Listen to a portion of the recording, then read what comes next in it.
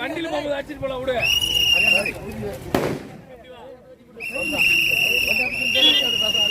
அந்த பஸ் நிறுத்தலாம். பஸ் நிறுத்தணும். பஸ் நிறுத்தலாம். பஸ் நிறுத்தலாம்ண்ணா.